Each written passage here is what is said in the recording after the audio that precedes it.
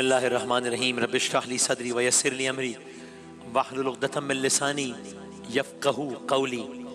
داستان قرآن، داستان انبیاء، داستان سلیمان علیہ السلام۔ آج یہ داستان کسی حتمی نہیں لیکن کسی موڑ پہ پہنچے گی، ایک نتیجے تک پہنچے گی۔ آج یہ داستان حتمی نہیں۔ کوئی ریکیپ اور آگے بڑھتے ہیں۔ اللہ کے نبی سلیمان علیہ السلام، بڑی مملکت، بڑا دربار، جنوں انس سب، 7 سمندر پار ایک اور ملک میں ایک اور ملکہ ہے، اس کا نام بلقیس ہے۔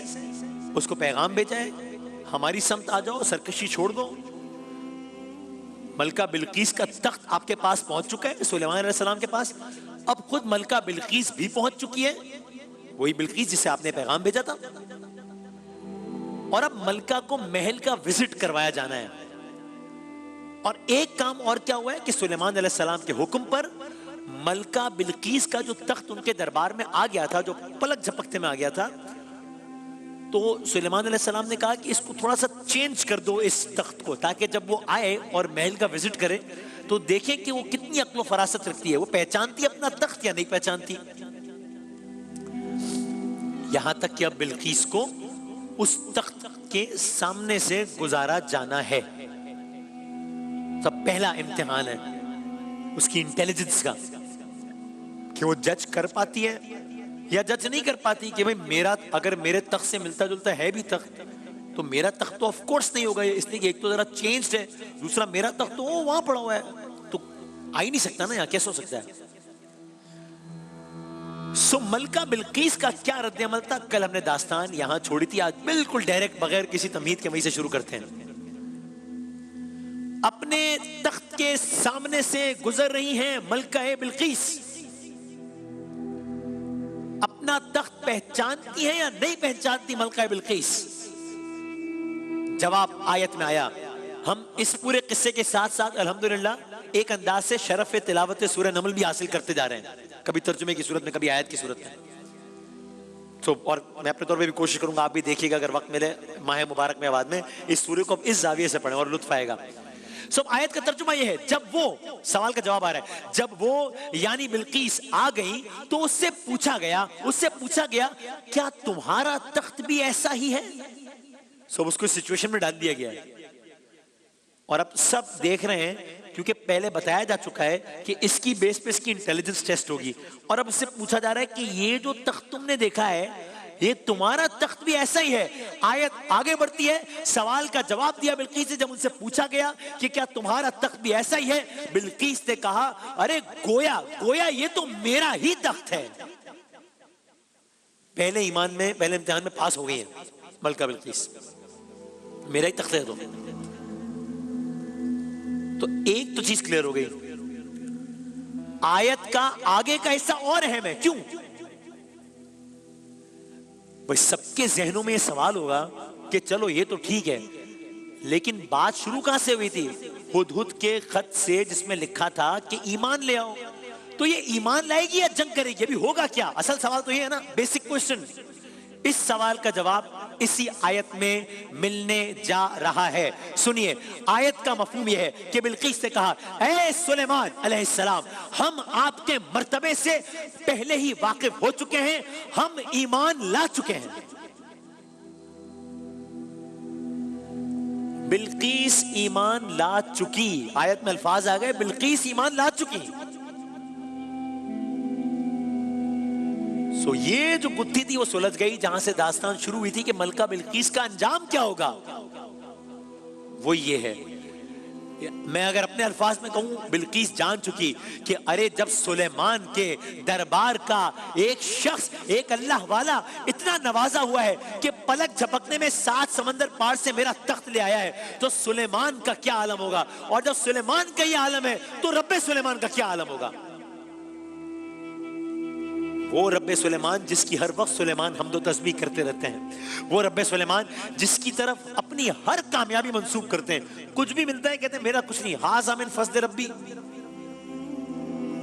تو بس سلیمان علیہ السلام نے بلقیس کو غیر اللہ کی پرستش کرنے سے روک دیا ہے، لیکن محل کا وزٹ ابھی ہونا ہے۔ اور یہ بڑا دلچسپ ہے، ملکہ اتنا دور سے آئی ہے، ایمان بھی لے آئی ہے، محل سے، تخت و تاج، بادشاہت سے اتنی متاثر ہے، تو ذرا محل کا وزٹ تو کرایا جائے، اس کا فیڈ بیک تو لیا جائے کہ کیا ہے۔ سو اب ایک ملکہ کو ایک بادشاہ کے دربار کا دورہ کرایا جا رہا ہے۔ ظاہر ہے کوئی موازنہ نہیں ہے اس ملکہ اور بادشاہ میں، چونکہ یہ بادشاہ تو اللہ کا نبی بھی ہے، لیکن کمال کی بات ہے کہ یہ جو ملکہ بلقیس کا جو وزٹ ہے سلیمان علیہ السلام کے دربار کا، اس پر بھی ایک آیت ہے، یہ سورہ نمل کی آیت 44 سے فہم ڈاکٹر ہوں، اس پر بھی آیت ہے۔ اور محل کو دیکھتے ہی بلقیس نے کیا کہا وہ تو الگ بات ہے، ایک ایسا جیسچر دیا، پریکٹیکلی فزیکلی ایک ایسا جیسچر دیا جس سے پتا چل گیا کہ اس کا فیڈ بیک کیا تھا اس محل کے بارے میں۔ بھائی یہ کسی عام آدمی کو، سڑک کے چلتے ہوئے کسی عام آدمی کو نہیں محل کا دورہ کرایا جا رہا جو ویسے ہی محل دیکھ کے متاثر ہو جائے۔ تھا محل متاثر کن، لیکن یہ بھی ایک ملکہ ہے، اس کا اپنا بھی تخت بہت بڑا ہے، اس کی اپنی بھی بادشاہت تھی، تو یہ ایک ملکہ کو ایک بادشاہ کا دربار وزٹ کرایا جا رہا ہے۔ لیکن کیا عالم ہوگا سلیمان علیہ السلام کے محل کا، دربار کا۔ یہ آپ دیکھیے سورہ نمل کی آیت میں جواب آیا کہ اب ان سے یعنی کہ بلقیس سے کہا گیا آپ محل میں چلیے۔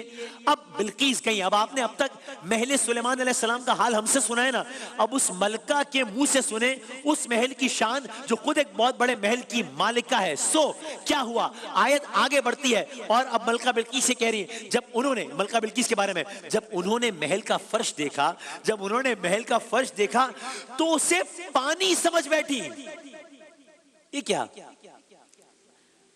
محل کا فرش ہے لیکن انہیں لگا کہ یہ پانی ہے، کیا مطلب، بات سمجھ نہیں آئی؟ محل کا فرش اور پانی میں تو بہت فرق ہوتا ہے۔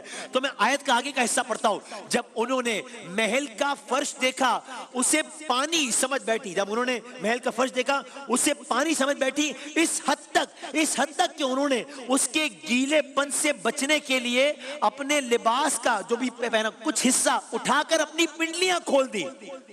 انہیں لگا کہ یہ میرا لباس گیلا ہو جائے گا، میرا لباس تر ہو جائے گا، تو انہوں نے she was so much sure کہ یہ پانی ہے کہ انہوں نے اس کے تری سے بچنے کے لیے لباس کا کچھ حصہ اٹھا کر اپنی پنڈلیاں کھول دی۔ یہ معاملہ ہو کیا رہا ہے، یہ ماجرا ہے کیا، یہ گتھی سلجھائی سلیمان علیہ السلام نے، اور یہ بھی آیت میں آیا، سلیمان علیہ السلام نے کہا ارے یہ پانی نہیں ہے، یہ پانی نہیں ہے، یہ تو محل کا فرش ہے جو ایسے شیشے کا بنا ہوا ہے کہ اس پر پانی کا گمان ہوتا ہے، یہ شیشوں کا جڑا ہوا محل ہے۔ یہ ہے سلیمان علیہ السلام کا محل، کہ وہ ملکہ اتنی کنفیوز ہو گئی کہ اس کو صرف شک نہیں ہوا کہ پانی ہے نہیں ہے، گمان، یہاں تک کہ اس نے اپنی لباس کو اوپر کر لیا۔ اب گویا بلقیس کو مزید احساس ہوا سلیمان علیہ السلام کی عظمت کا، اور مزید احساس ہوا خدائے سلیمان کی عظمت کا، کہہ اٹھی۔ بس اس حد تک یہ داستان کا میں نے کہا تھا ایک موڑ آج ختم ہوگا۔ کنکلوڈنگ ریمارکس ملکہ بلقیس کے یہ سب کچھ دیکھنے کے بعد سورہ نمل میں کہہ اٹھی میں اپنے نفس پر ظلم کرتی رہی، میں اپنے آپ پر ظلم کرتی رہی، میں اسلام لے آئی، اس اللہ کا اسلام جو سلیمان کا اللہ ہے، اس اللہ کا اسلام جو تمام جہانوں کا پروردگار ہے۔ الحمدللہ رب العالمین۔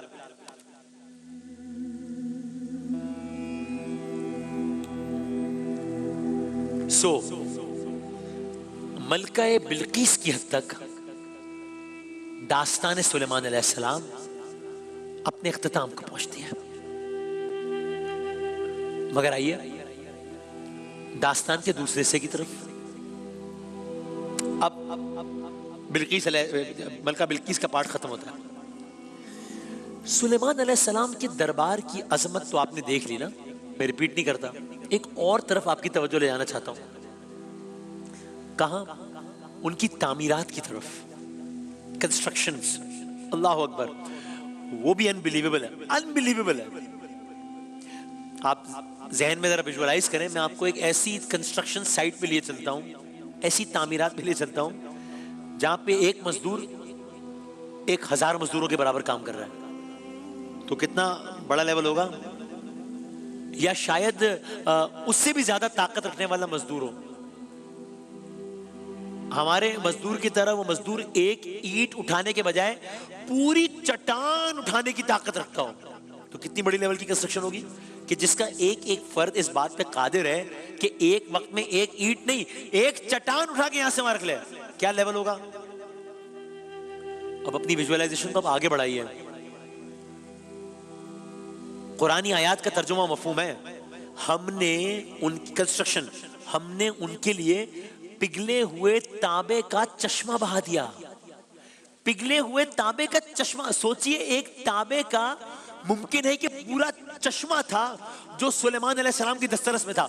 گویا خدا نے تانبے کو لیکوڈ فارم میں یا فلوئڈ فارم میں بنا کر ان کی دسترس میں دے دیا تھا جس کی وجہ سے وہ تانبے کی مصنوعات آسانی سے بنا سکتے تھے. کس لیول کی کنسٹرکشن ہوگی؟ کچھ اور آیات کا مفہوم بتاؤں. کہا جو کچھ واٹ ایور جو کچھ سلیمان چاہتے وہ جنات تیار کر دیتے. یہ کتنا بڑا جملہ ہے, اندازہ کر رہے ہیں آپ اللہ کے اس نبی کی طاقت کا. قرآن کہہ رہا ہے جو کچھ سلیمان چاہتے وہ جنات تیار کر دیتے. پھر مثال دی قرآن نے کہ کہا مثلا قلعے, مثلا مجسمے, مثلا حوضوں کے برابر لگن, مثلا چولوں پر بنی ہوئی مضبوط دیگیں. آپ آیت کی اس ٹکڑے کو دیکھیں تو صحیح, وہ ان کے لیے بناتے جو کچھ وہ چاہتا. پھر جو اتنا بڑا سیٹ اپ ہے اس کے کھانے پینے کا کیا انتظام ہے؟ تو بھائی پھر یہ کھانا بنتا کہاں ہوگا, کھانا پکاتا کون ہوگا, کھانا کس چیز میں پکتا ہوگا, کھانا کس مقدار میں پکتا ہوگا؟ وہ کھانا عظیم الشان دیگوں میں پکتا تھا اور ان دیگوں کا ذکر بھی آیات میں. یہ لیول ہے کنسٹرکشن کا. ٹھیک, یہ میں نے کیوں اتنی آپ کو زحمت دی کنسٹرکشن بتانے کی, اس کی وجہ ہے ایسی ہی ایک گرینڈ کنسٹرکشن جاری ہے. آپ کو لیول کا اسکیل کا اندازہ ہو گیا. ایسی ایک گرینڈ کنسٹرکشن جاری ہے. اللہ کے نبی سلیمان علیہ السلام کھڑے ہیں. اب دوسرا منظر, دربار سے نکل آئیے, دوسرا منظر ہے, اور اللہ کے نبی سلیمان علیہ السلام اس کا نظارہ کر رہے ہیں, اس کنسٹرکشن کا. انسان تو کام کر ہی رہے ہیں, جن بھی ساتھ کام کر رہے ہیں. جی ہاں, جن, اب وہ سوچیں کیا لیول ہوگا. جنات کام کر رہے ہیں, انسان کام کر رہے ہیں.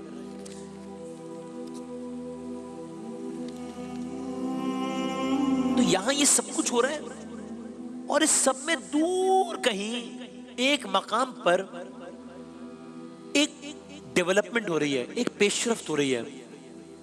یہ ایسی پیش رفت ہے جو اتنی بڑی کنسٹرکشن میں کسی کو نظر ہی نہیں آ رہی, کسی کو اندازہ ہی نہیں ہو رہا کہ کچھ ہو رہا ہے, لیکن وہ ہو رہا ہے. اور یہ ایسی پیش رفت ہے کہ جو اس پوری داستان کو ایک نیا موڑ دے گی, ایک نئے لیول پہ لے جائے گی پوری کی پوری داستان کو. لیکن اس وقت اگر میں آپ کی خدمت میں عرض کروں کہ اس کا لیول کیا ہے تو نیگلیجبل, زیرو, کہ یہ کہاں اور یہ سب کہاں, یہ کیا ہو رہا ہے, کل عرض کریں گے انشاءاللہ.